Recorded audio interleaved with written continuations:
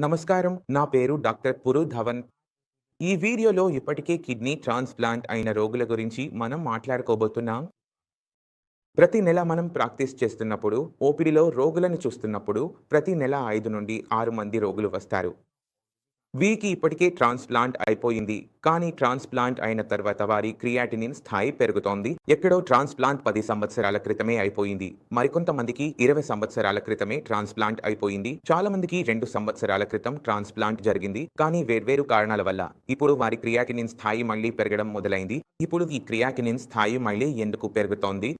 ఇప్పుడు మన దగ్గర ఇంకేంటి ఆప్షన్స్ ఉన్నాయో అర్థం చేసుకోవడం మీ అందరికీ ఇక్కడ అవసరం. అంటే ముందు మీకు కిడ్నీ ట్రాన్స్‌ప్లాంట్ జరగకముందు కిడ్నీలు పూర్తిగా బాగున్నప్పుడు, 2 బాగున్నప్పుడు వాటిని ఎవరు చెడగొట్టారు? బీపీ లేదా షుగర్? ఇప్పుడు ఏ కారణం వల్లైనా బీపీ, షుగర్ మీకు పెరిగితే 2 కిడ్నీలు కూడా చెడిపోతాయి. ఇప్పుడు 2 కిడ్నీలు పనిచేయడం ఆపేసినప్పుడు ముందుగా డయాలిసిస్‌కి పెట్టారు. ఇప్పుడు డయాలిసిస్ వల్ల బలహీనత వస్తుంటే ఏమి చేశారు? ట్రాన్స్‌ప్లాంట్ సూచించారు. మీరు ట్రాన్స్‌ప్లాంట్ చేయించుకోండి అని. మీరు ట్రాన్స్‌ప్లాంట్ కూడా చేయించుకున్నాక మూడవ కిడ్నీ అంటే ఇంకొకరి కిడ్నీ మీ పొట్టలో పెట్టారు. ఆ కిడ్నీ ఒంటరిగా 2 కిడ్నీల పనిని చేస్తోంది. ఇప్పుడు ఆ కిడ్నీ మీరు ఇంకొకరి నుండి తీసుకున్నారు. అది మీ అమ్మదైనా, నాన్నదైనా లేదా మీ అన్న, చెల్లెలో ఎవరిదైనా కావచ్చు. ఇప్పుడు అది మీ శరీరంలోకి వెళ్ళిన తర్వాత అది విదేశీ అవయవంగా పరిగణించబడుతుంది. మీ శరీరం దాన్ని అంగీకరించదు.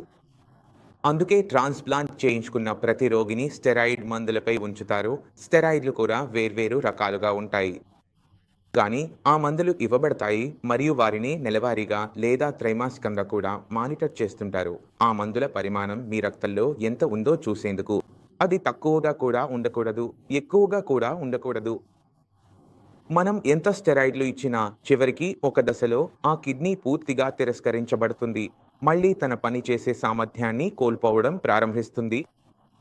ఈ సమయం ప్రతి ఒక్కరిలో వేర్వేరుగా ఉండవచ్చు. 2, 6, 10, 20 సంవత్సరాలు కూడా.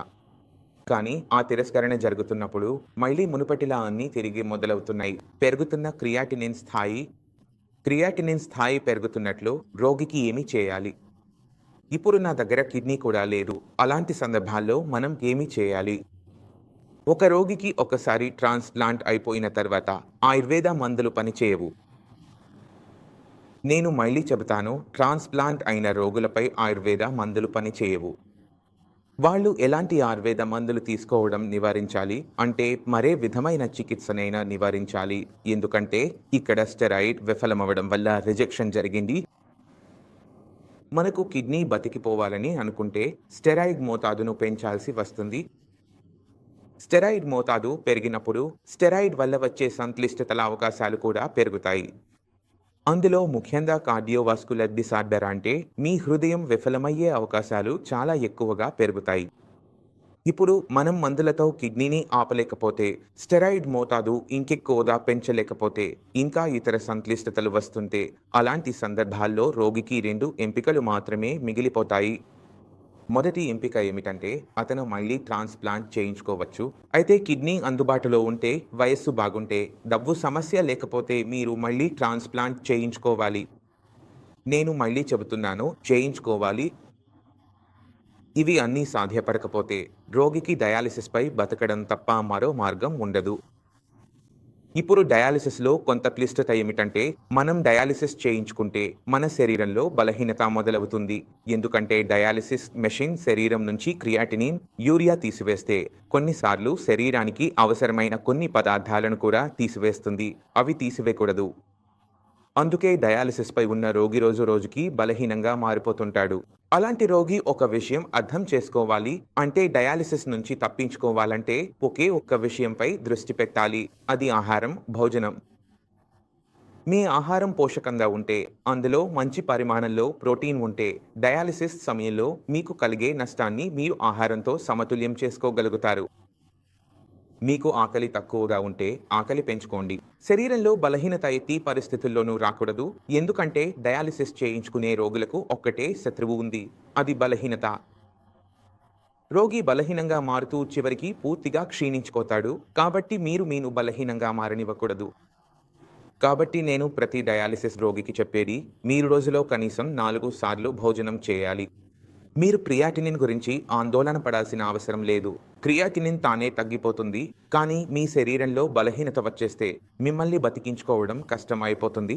కాబట్టి వారానికి 2 సార్లు డయాలిసిస్ చేస్తున్న ప్రతి కిడ్నీ ఫెయిల్యూర్ రోగి రోజులో 4 సార్లు భోజనం చేయడం తప్పనిసరి. ఒకవేళ వారానికి 3 సార్లు డయాలిసిస్ జరుగుతుంటే మీ ఆహారాన్ని మరింత పోషకంగా చేసుకోవడం చాలా అవసరం.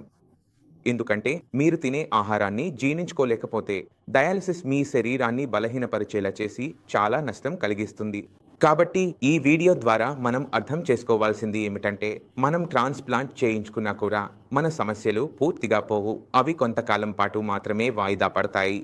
సమస్యలు మళ్ళీ వచ్చినప్పుడు మీరు బలహీనంగా ఉండకూడదు. అప్పుడు మీరు శారీరకంగా కూడా, మానసికంగా కూడా చాలా బలంగా ఉండాలి. మీరు మీ ఆహారంపై చాలా జాగ్రత్తగా ఉండాలి. ఎందుకంటే మీ ముందున్న మార్గం ట్రాన్స్‌ప్లాంట్ అయినా మీకు బలం అవసరం. మీరు డయాలిసిస్ మార్గంలోకి వెళ్ళాల్సి వచ్చినా కూడా మీ శరీరం మరియు మనస్సు రెండింటికి బలం చాలా అవసరం. ఈ ప్రక్రియలో మీకు తగినంత శక్తి మరియు ధైర్యం ఉండాలి. మీకు కిడ్నీ ఫెయిల్యూర్ గురించి ఏదైనా సమగ్రమైన మార్గదర్శనం, సమాచారం లేదా సహాయం కావాలంటే నేను మీకు ఎల్లప్పుడూ అందుబాటులో ఉన్నాను మరియు మీకు